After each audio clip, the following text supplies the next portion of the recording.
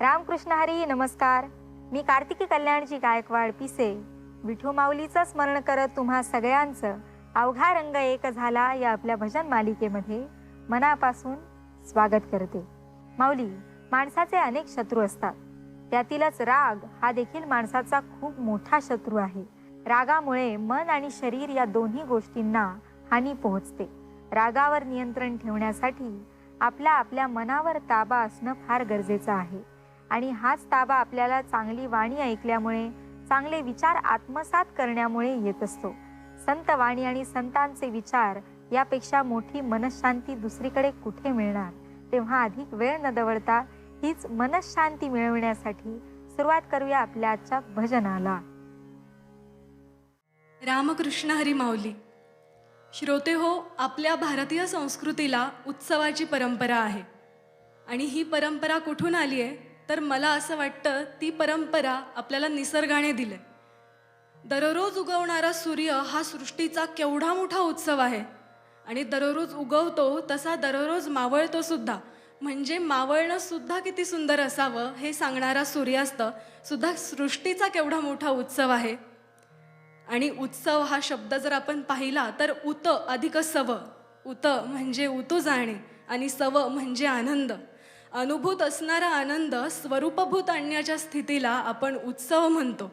भारतीय संस्कृतीमध्ये अशा अनेक प्रकारचे उत्सव आपण साजरे करतो. अहो, आम्हाला तर असं शिकवलं जातं की क्षणाक्षणाचं बारसं करा, म्हणजे प्रत्येक क्षण उत्साहामध्ये साजरा करा. आणि मग भगवंतांनी जे रूप घेतलंय त्या रूपाचं बालरूप म्हणून आपण ती जन्मोत्सव आपण साजरे करतो. मग श्रीकृष्ण जन्माष्टमी असेल, सद्गुरूंच्या पूजनाचा गुरुपौर्णिमेसारखा उत्सव असेल, किंवा दत्त जयंतीसारखा दत्तात्रयांचा उत्सव असेल. भगवंतांच्या बालरूपाचा आपण ज्या वेळेला उत्सव साजरा करतो त्यावेळेला ते बालरूप आपण पालखीमध्ये बसवतो आणि मग ती पालखी सगळ्या गावामध्ये मिरवतो. आणि मग त्यावेळेला आपण म्हणतो की निघालो घेऊन दत्ताची पालखी, आम्ही भाग्यवान आनंद निधान. ऐकूयात ही रचना निघालो घेऊन. दिगंबरा दिगंबरा श्रीपाद वल्लभ दिगंबरा. दिगंबरा दिगंबरा श्रीपाद वल्लभ दिगंबरा. दिगंबरा दिगंबरा श्रीपाद वल्लभ दिगंबरा. निघालो घेऊन दत्ताची पालखी. निघालो घेऊन दत्ताची पालखी. आम्ही भाग्यवान आनंद निधान. आम्ही भाग्यवान आनंद निधान. झुलते हळूच दत्ताची पालखी. झुलते हळूच दत्ताची पालखी. निघालो घेऊन दत्ताची पालखी. निघालो घेऊन दत्ताची पालखी. दिगंबरा दिगंबरा श्रीपाद वल्लभ दिगंबरा.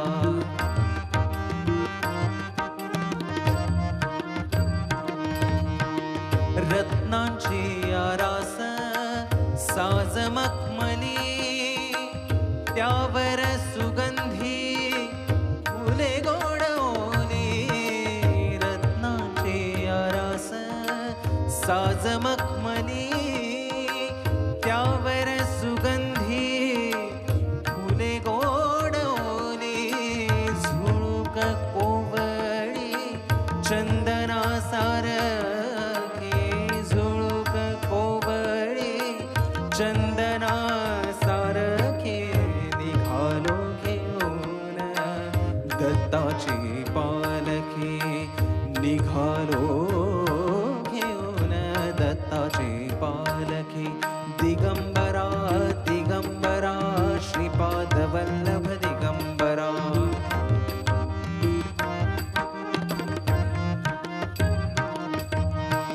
सात जन्माची ही लाभली पुण्याई. सात जन्माची ही लाभली पुण्याई.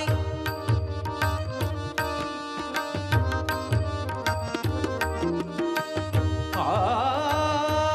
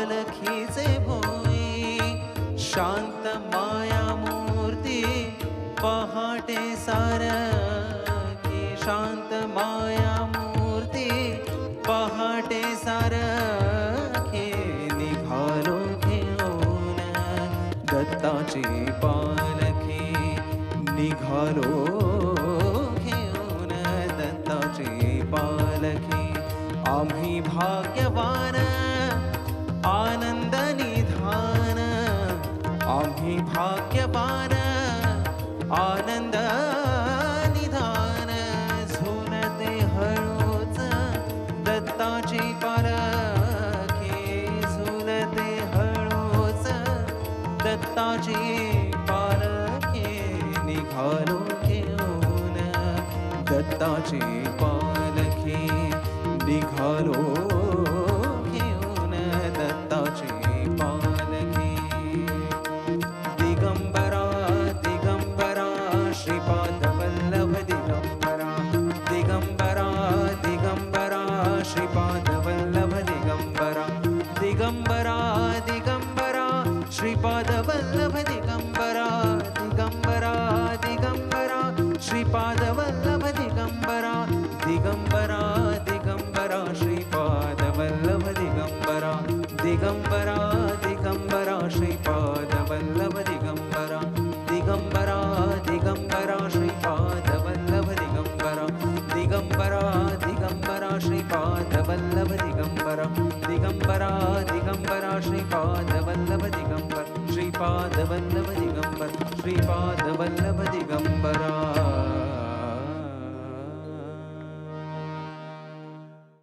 रामकृष्ण हरी. कुरुक्षेत्रावर जेव्हा भगवंत अर्जुनाला गीता सांगतात तेव्हा अर्जुन भगवंताला सांगतो, विचारतो की तुझं तू विश्वरूप दर्शन एवढं सुंदर प्रकारे सांगितलेलं आहेस, तेव्हा म्हणतो की द्रष्टू इच्छामि ते रूपम ऐश्वर्यम पुरुषोत्तम, की ते विश्वरूप दर्शन मला बघायचंय अशी इच्छा व्यक्त करतो बरं. पण परत म्हणतो की पण जर ते तुला शक्य वाटत असेल किंवा ते बघण्याचा मी अधिकारी असेल तरच ते मला दाखव, नाहीतर काय होईल, वाया पंचमाला पे बधिरा, की अगदी सुंदर सूर लागलाय पण समोर बहिरा बसलाय असं होईल. म्हणून अर्जुन म्हणतो की जर ते रूप मी बघण्यासाठी समर्थ असेल तरच ते मला दाखव. तेव्हा भगवंत लगेच त्याचं रूप अर्जुनासमोर प्रकट करतात. पण अर्जुन मात्र भ्रमित होतो की एवढं सगळं मोठं विश्वरूप दर्शन बघितल्यानंतर अर्जुन देवाला विचारतो, हे तुझं रूप आहे परंतु तुला विशेषत्वाने शोधायला गेलो तर तू कशा कशात आहे जरा सांगशील का. तेव्हा भगवंत सांगतात, हे बघ, तू जर मला वेदांमध्ये शोधायला गेला तर सामवेद म्हणजे मी आहे. तू जर मला मासांमध्ये म्हणजे महिन्यांमध्ये शोधायला गेला तर मार्गशीर्ष महिना म्हणजे मी आहे. तू जर पांडवांमध्ये मला शोधायला गेलास तर पांडवानाम धनंजय म्हणजे मी तुझ्यातच आहे अर्जुना. अशी भगवंताची अनंत रूपे अनंत वेशी देखिले म्या त्यासी, बाप रखुमा देवी वरू खुण बाणली कैसी, अनंत अवतार घेसी भक्ता कारणे. या भक्तांसाठी भगवंत अनंत अवतार घेत असतो. भगवंताची कोटी कोटी रूपं आहेत. सुंदर कवी वर्णन करतात की तुझी इतकी रूपं आहेत त्याचं वर्णन करायला माझ्याकडे शब्दसुद्धा पुरत नाहीये.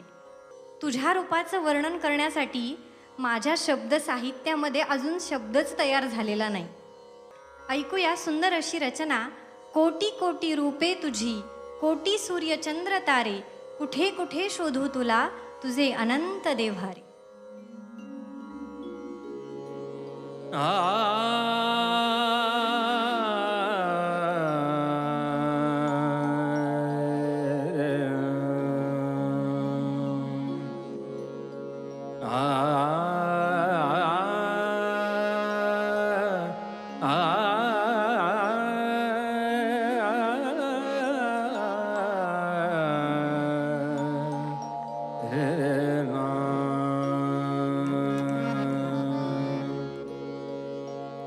कोटी कोटी रूपे तुझी, कोटी सूर्य चंद्र तारे, कोटी कोटी रूपे तुझी, कोटी सूर्य चंद्र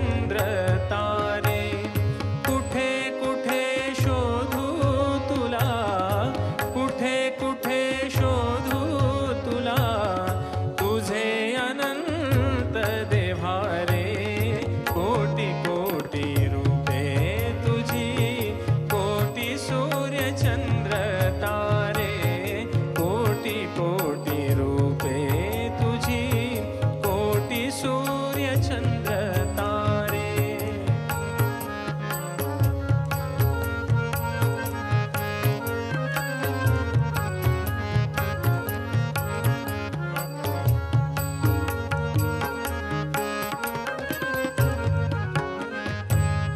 बीज अंकुरे ज्या ठाई तिथे तुझा वास तुझा स्पर्श आणून देतो फुलाला सुवास चराचरा रंग विशी चराचरा रंग विशी रंग तुझा कोणता रे कोटी कोटी रूपे तुझी कोटी सूर्य चंद्र तारे कोटी कोटी रूपे तुझी कोटी सूर्य चंद्र तारे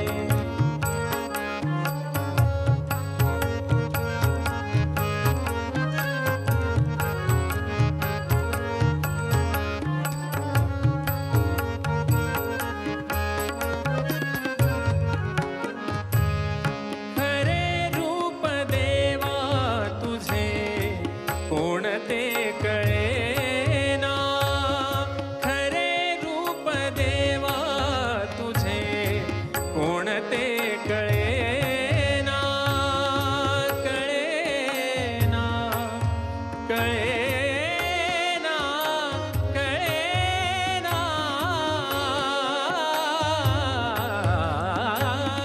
खरे रूप देवा तुझे कोणते कळेना तूच विटेवरी तूच वैकुंठीचा राणा तूच विटेवरी तूच वैकुंठीचा राणा तुला आळवाया घ्यावा तुला आळवाया घ्यावा शब्द तरी कोणता रे कोटी कोटी रूपे तुझी कोटी सूर्य चंद्र तारे कोटी कोटी रूपे तुझी कोटी सूर्य चंद्र तारे कुठे कुठे शोधू तुला कुठे कुठे शोधू तुला तुझे अनंत देवा रे कोटी कोटी रूपे तुझी कोटी सूर्य चंद्र तारे कोटी सूर्य चंद्र तारे कोटी सूर्य चंद्र तारे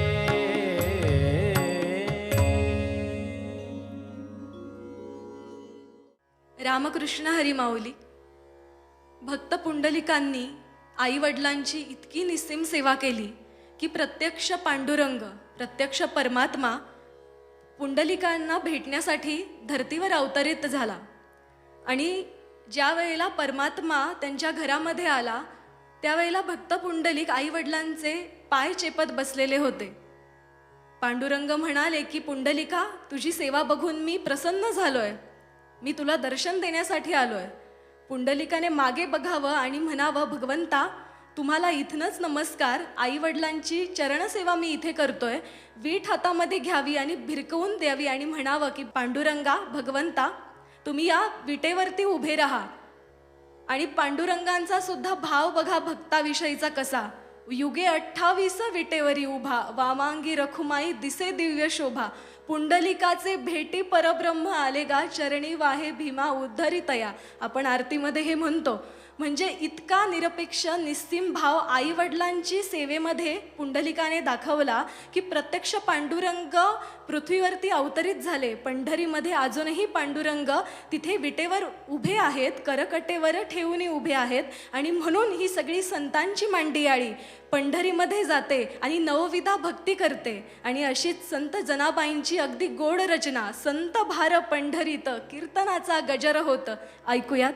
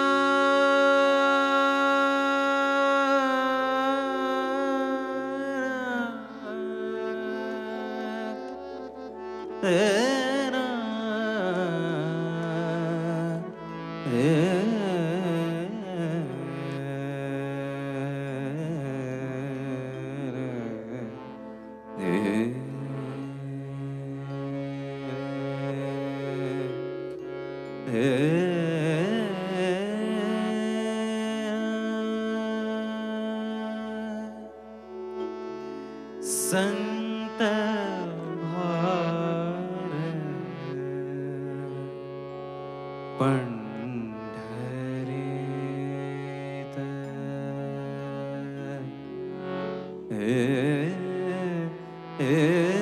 संत भार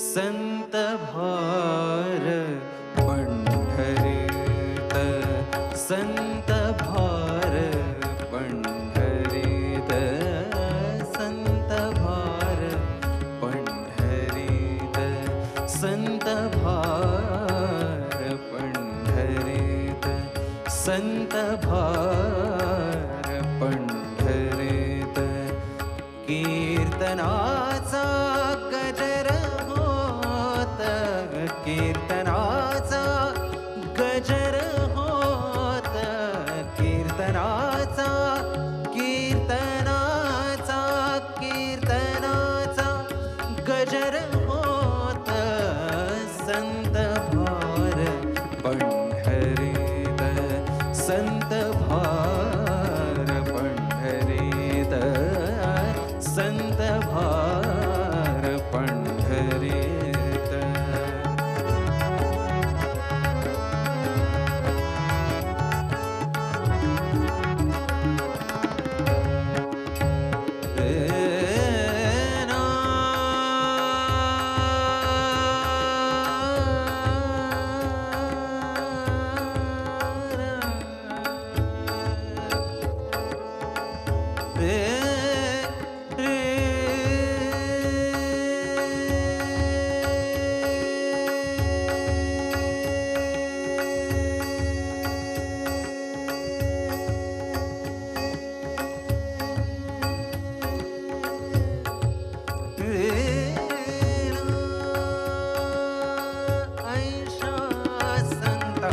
शरण जावे ऐशा संता शरण जावे ऐशा संता शरण जावे ऐशा संता शरण जावे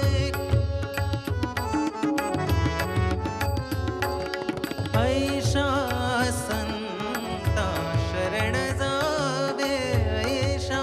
संता शरण जावे ऐशा संता शरण जावे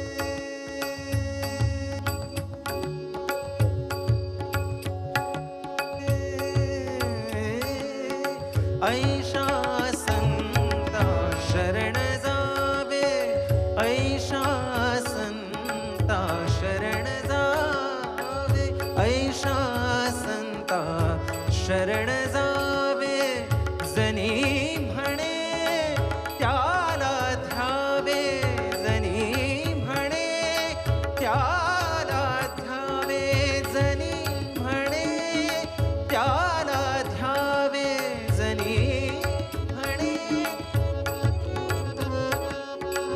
जनी म्हणे त्याला ध्यावे जनी म्हणे त्याला ध्यावे ऐशा संता शरण जावे जनी म्हणे त्याला ध्यावे त्याला ध्यावे संत भार पंढरीत संत भार पंढरीत संत भार पंढरीत कीर्तनाचा गजर होत कीर्तनाचा कीर्तनाचा कीर्तनाचा गजर होत कीर्तनाचा गजर होत संत भार पंढरीत संत भार पंढरीत संत भार पंढरीत पंढरीत पंढरीत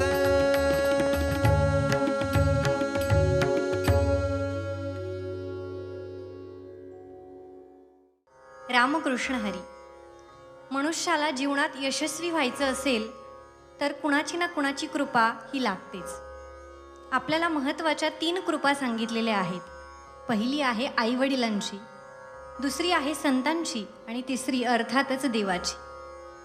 आणि भगवंताचा स्वभाव सांगताना सांगतात की भगवंताचा स्वभावच मुळी कसा आहे, कृपावंत किती दीन बहु आवडती. भगवंताला कृपावंत म्हटलेलं आहे आणि वंत प्रत्यय जिथे जिथे येतो तिथे विपुलता सिद्ध होत असते. ती कृपा कधीही न संपणारी असते. एक भक्त देवाकडे विनंती करतो की तुमची कृपा मजवरी असू द्या. तुकोबाराय तर म्हणतात की मी अनाथ अपराधी पतित आगळा परी पाया वेगळा नका करू. मी भजन कीर्तन गायन यातलं काहीही जाणत नाही देवा, परंतु माझ्या मनातला भाव मात्र तू समजून घे. तुकोबाराय सांगतात अशा एखाद्या भक्ताची अडचण जर असेल, त्याला पूजा करता येत नसेल, त्याला आरती पाठ होत नसेल, तर तुकोबाराय सांगतात नये जरी तुझं मधुर उत्तरे दिधला सुस्वरे नाही देवा. नाही तयाविण भुकेला विठ्ठल येईल तैसा बोल रामकृष्ण. तुम्ही सुंदर गायन करावं, तुम्ही 2-2 तास देवाची पूजा करावी, म्हणजे देवाची खरी पूजा हे सिद्ध होत नाही.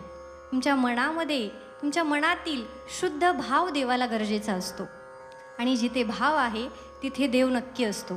म्हणून एक भक्त देवाकडे विनंती करतो. ऐकूया सुंदर अशी रचना, तुमची कृपा मजवरी ठेवा.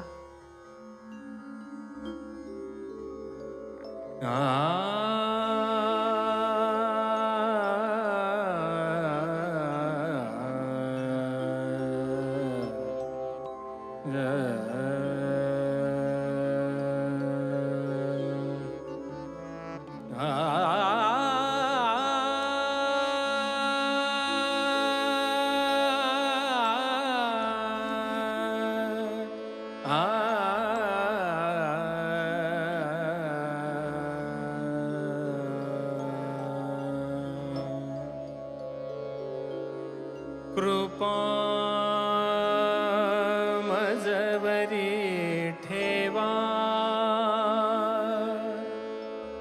कृपा मजवरी ठेवा, कृपा मजवरी ठेवा, कृपा मजवरी ठेवा, कृपा मजवरी ठेवा, कृपा मजवरी ठेवा.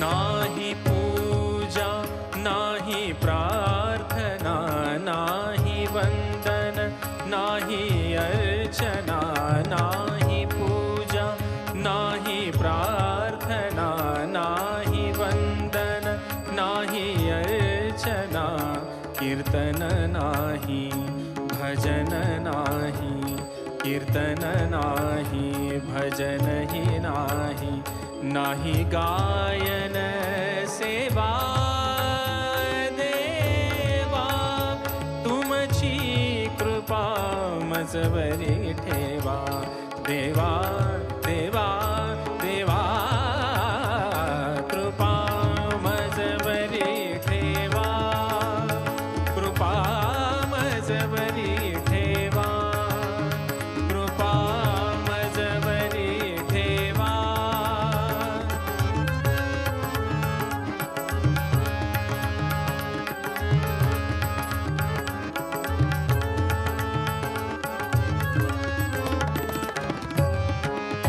नाही प्रसाद नाही आरती कधी न केली काकड आरती नाही प्रसाद नाही आरती कधी न केली काकड आरती शेजारती ही कधी न केली शेजारती ही कधी न केली असू दे चरणी विसावा देवा तुमची कृपा मजवरी ठेवा देवा देवा देवा कृपा मजवरी ठेवा कृपा मजवरी ठेवा देवा कृपा मजवरी ठेवा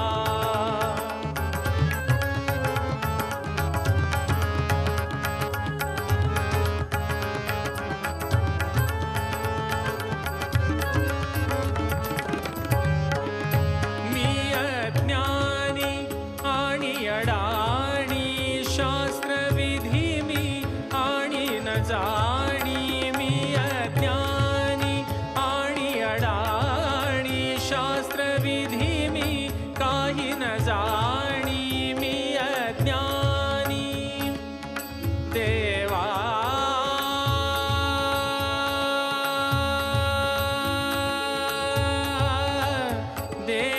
देवा आ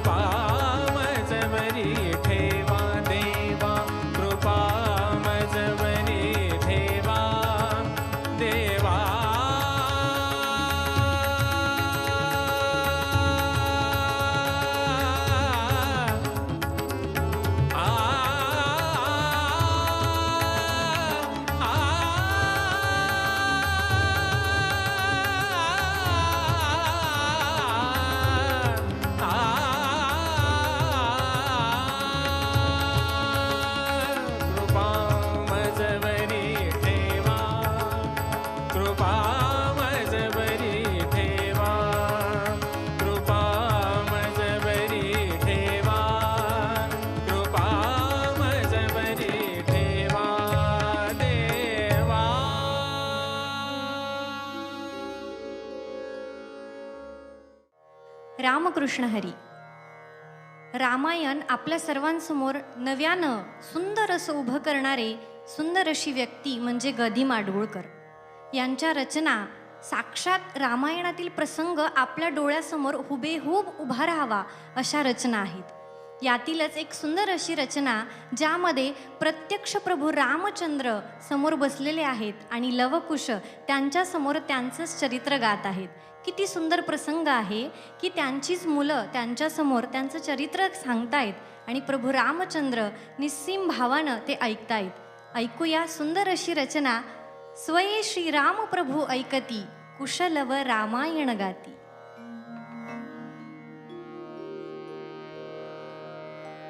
श्रीराम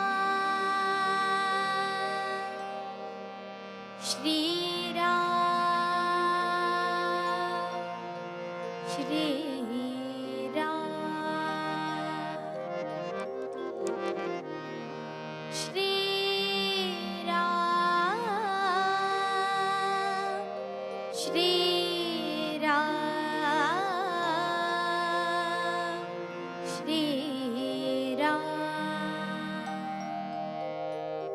स्वये श्रीराम प्रभु ऐकती, स्वये श्रीराम प्रभु ऐकती, कुशलव रामायण गाती, कुशलव रामायण गाती, कुशलव रामायण गाती.